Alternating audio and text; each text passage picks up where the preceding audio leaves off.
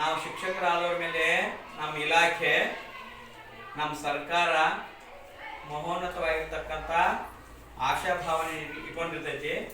ಅದಕ್ಕೆ ಪೂರಕವಾಗಿ ನನ್ನ ಒಂದು ಕೈಲಾದ ಮಟ್ಟಿಗೆ ಅಳಿಲು ಸೇವೆ ಅಂತ ಹೇಳ್ತೀವಲ್ವಾ, ಆ ಅಳಿಲು ಸೇವೆಯನ್ನು ಮಾಡಬೇಕು ಅಂತಕ್ಕಂಥ ವಿಚಾರ ಇಟ್ಕೊಂಡು ಪರಿಸರದ ವಿಶ್ವ ಪರಿಸರ ದಿನಾಚರಣೆ ಪ್ರಯುಕ್ತವಾಗಿ ಶಾಲಾ ಮಕ್ಕಳಿಗೆ ಉಚಿತವಾಗಿ ನೋಟ್ ಪುಸ್ತಕ ಮತ್ತು ಪೆನ್ನನ್ನು ಕೊಡಬೇಕು.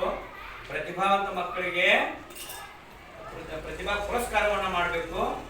ಹಾಗೆ ನನ್ನ ಶಾಲಾ ಮಕ್ಕಳಿಗೂ ಹಾಗೂ ನನ್ನ ಗ್ರಾಮದ ಪಾಲಕರಿಗೂ, ಪೋಷಕರಿಗೂ ಮತ್ತು ಗುರು ಹಿರಿಯರಿಗೂ ಕರಿಗಡಿನ ಊಟವನ್ನು ಹಾಕಬೇಕು ಅಂತಕ್ಕಂಥ ಒಂದು ಸಂಕಲ್ಪ ಮಾಡಿಕೊಂಡೆ. ಅದರ ನಿಮಿತ್ತವಾಗಿ ನಾವು ಮೊನ್ನೆ ಅದ್ದೂರಿಯಾಗಿ ಫಂಕ್ಷನ್ ಮಾಡಿದ್ವಿ. ಅವತ್ತ ಕೇವಲ ಕೆಲವು ಮಕ್ಕಳಿಗೆ ಮಾತ್ರ ನಾವು ಈ ನೋಟ್ ಪುಸ್ತಕ ಮತ್ತು ಪೆನ್ಗಳನ್ನು ವಿತರಣೆ ಮಾಡಿದ್ವಿ. ಇವತ್ತು ನನ್ನ ಶಾಲೆಯ ಎಲ್ಲ ಮಕ್ಕಳಿಗೂ ಕೂಡ ನಾನು ಸ್ವಖರ್ಚಿನಲ್ಲಿ ಅಂದಾಜು 40,000 ರೂಪಾಯಿಗಳನ್ನು ಖರ್ಚು ಮಾಡಿ ಮಕ್ಕಳಿಗೆ ಪೆನ್ನು, ಪುಸ್ತಕ, ಪ್ರತಿಭಾ ಪುರಸ್ಕಾರ, ಸಿಹಿ ಊಟವನ್ನು ಹಾಕ್ಸಿದ್ದೀನಿ. ಅದು ನನ್ನ ಇಲಾಖೆಗೆ, ನನ್ನ ಹೊಸಳ್ಳಿ ಗ್ರಾಮಕ್ಕೆ, ನನ್ನ ಹೊಸಳ್ಳಿ ಶಾಲಾ ಮಕ್ಕಳ ಹಿತದೃಷ್ಟಿಯನ್ನು ನಾನು ಅಳಿಲು ಸೇವೆ ಅಂತ ನಾನು ಭಾವಿಸ್ತಾ ಇದ್ದೀನಿ. ಇದು ನಾನಂದ್ರೆ ಒಬ್ಬ ಮನುಷ್ಯರಾಗಿ ಹುಟ್ಟಿದ ಮೇಲೆ ನಾವು ಸಮಾಜದ ಋಣ ನಮ್ಮ ಮೇಲೆ ಬಹಳ ಇರ್ತೈತಿ. ಆ ಸಮಾಜದ ಋಣವನ್ನು ನಾವು ತೀರಿಸಬೇಕಾಗತ್ತಾ. ಆ ನಿಮಿತ್ತವಾಗಿ ನಾನು ಅಳಿಲು ಸೇವೆಯನ್ನು ನಾನು ಮಾಡ್ತಾ ಇದ್ದೀನಿ.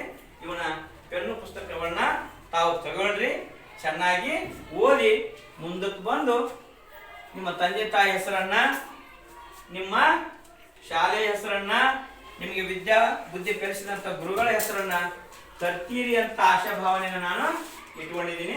ಆ ನಿಟ್ಟಿನಲ್ಲಿ ಚೆನ್ನಾಗಿ ಓದ್ರಿ, ನಿಮ್ಮ ಭವಿಷ್ಯ ಬಂಗಾರ ಆಗಲಿ ಅಂತ ನಾನು ನಿಮ್ಗೆ ಆಶಿಸ್ತಾ ಇದ್ದೀನಿ. ಇದು ನನ್ನ ಅಳಿಲು ಸೇವೆ. ನನ್ನ ಹೊಸಳ್ಳಿ ಗ್ರಾಮದ ಶಾಲಾ ಮಕ್ಕಳಿಗೆ ನಾನು ಮಾಡ್ತಕ್ಕಂಥ ನನ್ನ ಪುಟ್ಟ ಅಳಿಲು ಸೇವೆಯನ್ನು ನಾನು ಮಾಡ್ತಾ ಇದ್ದೀನಿ. ಇದರ ಸದ್ವಿನಿಯೋಗವನ್ನು ತಾವು ಪಡ್ಕೊಳ್ರಿ ಅಂತ ನಾನು ಭಾವಿಸ್ತಾ ಇದ್ದೀನಿ. ಪಟ್ಟ ಪಟ್ಟ ಕೊಡಿ, ಒಂದೊಂದು ಕ್ಲಾಸ್ ವೈಸ್ ಕೊಟ್ಟು ಅವ್ರನ್ನ ಕಳಿಸ್ಬಿಡೋಣ.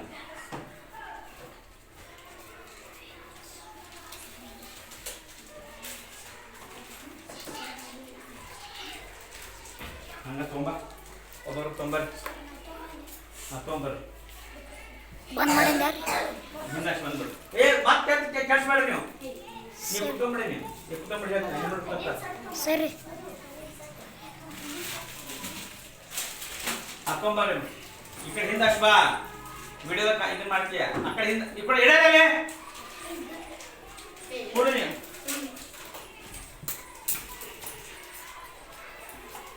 ಡಿಸ್ಟರ್ಬ್ ಮಾಡ್ಬೇಡ, ಕೊಡು ರೂಪಾಯಿ.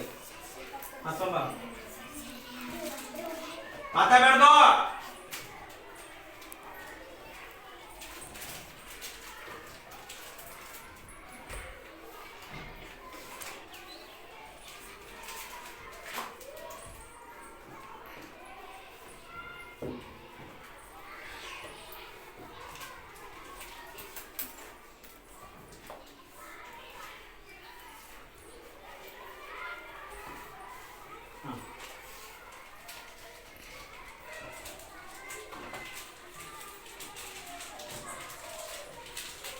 ಓಕೆ, ಎಲ್ಲರಿಗೂ ಈಗ ಪೆನ್ನು ಪುಸ್ತಕ ಬಂತಲ್ಲ.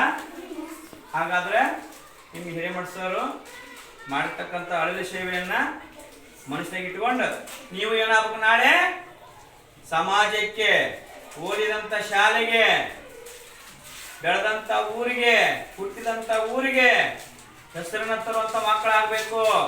ಹೇಗೆ ಡಾಕ್ಟರ್ BR ಅಂಬೇಡ್ಕರ್ ಅವರು, ಅಬ್ದುಲ್ ಕಲಾಂ ಜಿ ಅವರು, ಡಾಕ್ಟರ್ ರಾಧಾಕೃಷ್ಣನ್ ಅವರು, ಎಂಥ ಮಹಾನ್ ಮಹಾನ್ ವ್ಯಕ್ತಿಗಳು. ವಿಶ್ವೇಶ್ವರಯ್ಯನವರು ಬಡತನದಲ್ಲಿ ಹುಟ್ಟಿ